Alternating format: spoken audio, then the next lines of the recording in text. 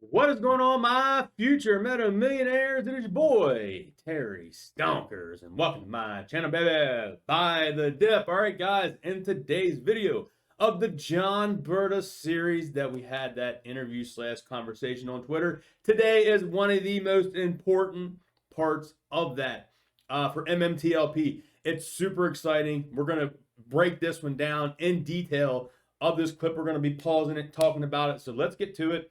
And let's get on to this, man, because I'm super excited for this one. This one here got you so bullish about MMTLP of what Brda says here, man. He's dropping the goods. He's dropping the information, what we needed to know. And we're going to discuss all that in today's video. So let's get to it. Let's listen to what Brda has to talk about MMTLP and how they were able to trade it onto the OTC markets because of one word, and that was transferable. So let's get to it.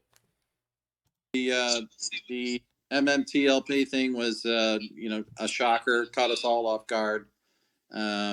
Yes. And, that there were some mistakes made in that deal, unbeknownst to anybody, quite frankly, that allowed them to trade it. And, But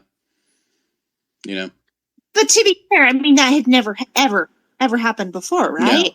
No, it's two market makers got together on the gray sheets.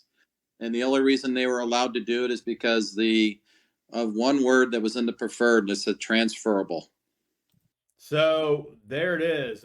John Brda just confirmed and cleared it up that two market makers went onto the OTC gray sheets and they were able to create MMTLP because of that one word was in the disclosures of transferable. So right there you go.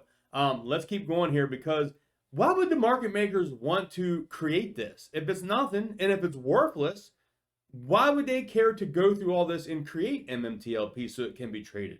If this dividend was worth nothing, why would they go through all this trouble and make it tradable if it's worth nothing? So they have something to worry about. Trust me, they know. Let's continue in with this. Oh, wow. That was it. So, and they also had a QSIP number. And we also used DTC to distribute it. So it was, they got together and went to FINRA, got a ticker, and went to the gray sheets and used information from 2012 when I was the president of the company, not CEO. And it was just, OTC markets didn't do anything about it. Nobody did anything about it. They don't care. So there's a quick point. They were able to use information from 2012. Using John Brda's information. So just more information. And it's nice hearing this from Brda, man, the former CEO of Torchlight Energy. Let's keep going. Yeah. I imagine that was a frustrating, I would think maybe a right word, and this is probably bad, but I would imagine it was kind of a clusterfuck when they saw that the MMTLP was trading like, holy crap. I was getting phone calls from my broker and from guys that were close to the deal, and like, are you looking at this ticker? I said, I have no idea what you're talking about. I was actually on a trip to Nashville when it happened, and I saw my 2.2 million shares all of a sudden worth $6.6 million in my account. I was like, oh, okay, how the hell did that happen?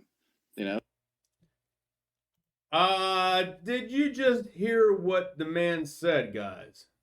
When MMTLP started trading, he has 2.2 million shares of MMTLP. Let that sink in. John Brda has 2.2 million shares of MMTLP. He said when he got calls from his brokerage, it was now worth $6.6 million, guys. That means each share was trading at $3 a piece. To make 2.2 million equals 6.6 would be times $3. And MMTLP, when it first started trading, did hit $3. And I wanted to go to this here. And keep in mind, Brda didn't sell. And this is what I want to make the point of. If Brda, he's an oil and gas guy. He knows what this is worth. He knows what's in that Oro Grande. Keep that in mind.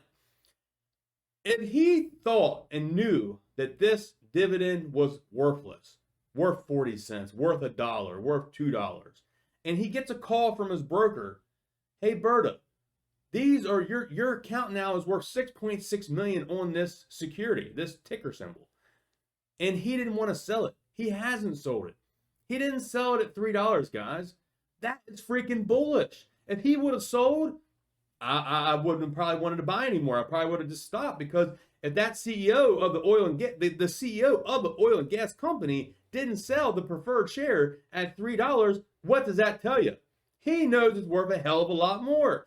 And it's currently trading at $1.23. And people ask this question all the time of Terry, if it's worth a lot more, why are they trading it at $1.23? Because they're trying to get retail bored, stagnation. Because a lot of retail doesn't have patience to wait it out. And that's what they want, is time. The longer this just trades low, more people get impatient. More people get impatient. And more retail will sell out of it. So that's why we come out here and make these videos, because we don't want you selling out of what you got here, man. This is something special. If Brda didn't sell out at $3, I'm definitely not selling out at $3. There ain't no way. Our price targets are way higher than that. So just wanted to just beat this in your head, guys, that Brda didn't sell at freaking $3. So we're not selling here today at $1.23, and we're not selling when this gets at $3. It's worth a heck of a lot more. We want to wait and see what Meta tells us this is worth. So let's continue on here with this clip from Brda. So that's when I started to look into it. But yeah, it's the nefarious shit going on, and absolutely, we'll see. Well, I was now. The TRCH was still trading in some European markets. I'm sorry, what'd you say? The TRCH was still trading in some European markets, even so. I don't know how much it trades over there, and I don't know that they mark, daily trades and what have you. I have no idea, but yeah, it's the interesting thing is that my theory is that MMTLP would have never happened had the books been really balanced on the dividend day. So the brokerage houses, the prime brokers, and these hedge funds never cleared their position. And now they're kind of stuck, right? Yep. And so they've keep that in mind right there. Syntax said that these hedge funds, these shorts, they're stuck, right? And you heard Brda. He said, yeah, they're stuck. So that's why they're out here creating this, guys. They know they're going to have to freaking pay this. So the longer they can keep us on the market, and you notice that now the brokerages are making it really tough to get. Fidelity's been really tough. You have to make a phone call, and people saying even if you get to the option, the specialist, that they won't even freaking execute the trade anymore. They're stopping to do it. And I've been putting limit orders in on TradeStation, and they're taking a long time to go through. So I think we're getting close. This is getting real exciting. Yeah, I'm just like, yes.